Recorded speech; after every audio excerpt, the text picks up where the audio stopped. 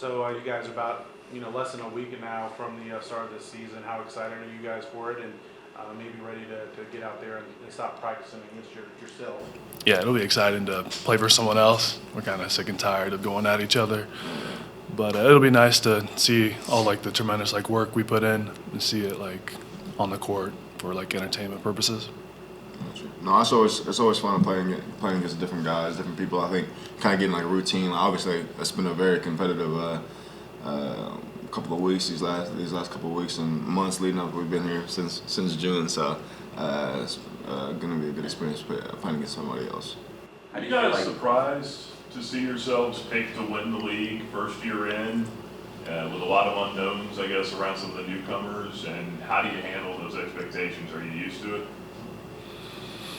I guess a little surprising. Like, there's a brand new conference, so like I don't really know all the teams that are in it, to be honest with you. But like expectations they're always a part of it, and you got to be able to navigate it. And I think we do a great job of like working for it. We're really like pursuit minded, so like we're trying to be the best version of ourselves. And I think when you have those like expectations of just getting better, it helps like alleviate all the stress from like expectations. For me, I don't necessarily like say like surprising. Obviously, like the way we've been, the coach, like we're always saying like, man, we want to be the best, in everything we do, in every aspect we do. So like, obviously, I feel like we're a very very talented team, but at the end of the day, you got to go out and win. So. How do you feel like each of your roles have changed from last year to this season? I think as far as like roles go, I think how like this team is set up, like we're very unselfish. So like I think as far as like a leadership role, it's changed a lot going again from being a sophomore, being a junior. I'm getting old, man. I'm getting besides Shiloh and KR, like I'm next up as far as like experience. So I think that's very big for me to step up in a leadership role. So. Yeah, I would say pretty similar to me. Like you're trying to help the young guys, especially the freshmen, and like Kai, who doesn't really speak English super well, like trying to help them grasp like what we do. But yeah. You guys are really good defenders. Obviously, kind of stake your claim on that end of the floor. Who would you say is the toughest guy you've covered these past few weeks on your team? I think we got a lot of good guys. A lot of people do different. A lot of people are really good in certain situations.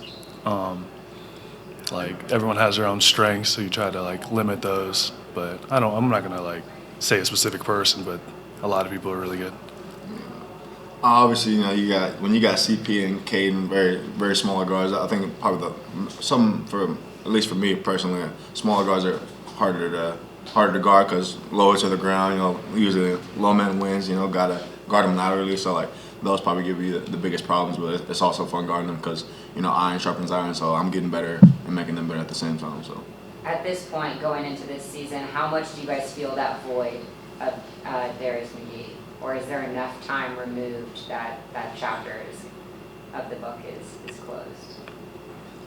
Yeah, Darius was great for us. Him and Blake, like they're two pieces from last year's team that are really hard to like replace. So I think like coming in, like Caden's coming in, he's really good scorer, really good player, and I think like every person, like we have a lot of impact players coming back from last year. So I think like all of us, if we are like if everyone like steps their game up, like if everyone continues to put in work and push each other, we'll get better. So like collectively, we're able to like bridge the gap that the void that like Darius and Blake probably like left. No, for sure. I'll probably say the same thing with Shiloh. So I think obviously it's made us more competitive knowing that Darius is gone. So like we know like there's the next level we have to step up in each of our roles, and I think it's been great for us. It's going to be shown. So. You've been in a couple scrimmages already and practices. To follow up on that, how much different has the offense looked, good or bad, just early on here? Yeah, Coach Johnson, he does a great job. He's one of the best coaches I've ever had, and he's able to like simplify the offense that like each person like plays to their strengths, and like he has these concepts that we try to implement, and and it varies depending on like who's in it, and but it's a lot of fun, I guess. Yeah, I think not necessarily like good or bad, but obviously like we're a very unselfish team. So I think kind of like going into like where like we depended a lot on Darius. I think we obviously like very good player. Like we wanted to win. Like also like coach says like we're gonna do what wins the game, and obviously like Darius was a very good shooter. So we wanted to shoot a lot of shots. I think this year is a little different where everyone is involved a little bit more. Not so like a diss on Darius, but you know like that's what's going to win us moving the ball, us more players impacting the game. So that's what's happening. Is that what you guys have to do to especially focus on spots that you may have encountered already in practice and surely you'll encounter in games where there's an offensive drought or you need a bucket in a high leverage moment, or is that the type of thing that you figure out where you turn and how you solve that problem once you actually get into the game flow? Jeez. It's kind of hard to answer that. Kind of obviously we haven't Sure. been in the real games. I think scrimmages we've done pretty fine. So I mean obviously like the way we run our system is we hunt shots and we don't turn the ball over. So hunt great shots, don't turn the ball over. And when you simplify it into that, it's pretty easy. So. You guys got a tough non-conference schedule, kind of get started right out the gate. You know, you got Charlotte, who won a tournament last year at the end of the season, and then Furman in the Myrtle Beach Invitational, who was in the NCAA tournament last year and won a game too, I believe, right? But you know, how much of those games, and you know, obviously FAU and Charleston as you look further, but how much of those games kind of, I don't know if incentivize is the right word, but kind of motivates you to say, hey, we can't just come out, you know, slow. We got to be ready to go from night one.